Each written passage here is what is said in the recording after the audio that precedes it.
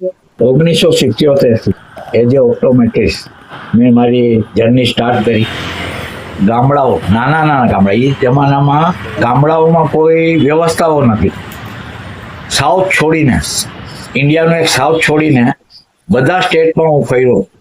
અને નાના નાના ગામડાઓ જ્યાં ખાવાની બી પ્રોબ્લેમ હોય, પાણીના પ્રોબ્લેમ હોય, આદિવાસી એરિયા, એ બધામાં સારી સારી NGO સંસ્થાઓ, રોટરી ક્લબ, લાયન્સ ક્લબ, એના માધ્યમથી બધા કેમ્પો કર્યા અને ત્યાં લોકોની સેવા કરી. જે લોકો મોતીબિંદુના ઓપરેશન કરવા માટે ત્યાંના લોકલ ડોક્ટરો આગળ જતા નહીં, તો આ એક એવી વ્યવસ્થા હતી કે કેમ્પ દ્વારા એ બધા એનો કેટરેક જે મોતિયા એ જમાનામાં, જે જ્યારે તો આ બધા નહોતા એ ટાઈપનું વ્યવસ્થા ગામડામાં, તો અમે લોકો એ શોધતા અને ત્યાંની લોકલ સંસ્થાઓ દ્વારા એ લોકોના ઓપરેશન થતા એ જમાના.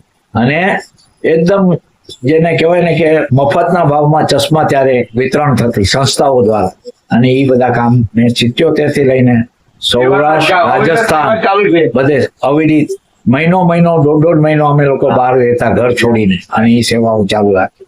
અને આજે આટલા વર્ષ થયા બધી NGO સાથે 35-40 વર્ષ સતત આની સાથે સંકળાયેલા રહ્યા. કોવિડ પછી આ ઉંમરને હિસાબે હવે જવાનું બંધ કર્યું. બાકી અત્યાર સુધી બહુ જ ભગવાને અમારી પાસે સેવાઓ કરાવી અને મેં સેવાઓ આપી.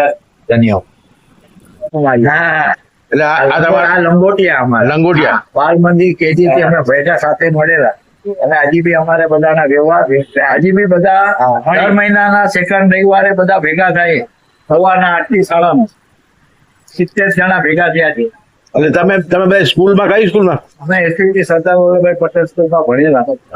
ઓકે, તેજી એટલે અમારે ત્યારે બી અમારા ટાઈમમાં જે બાલ મંદિર હતું, વ્યાયામ શાળા એમાં ભણેલા.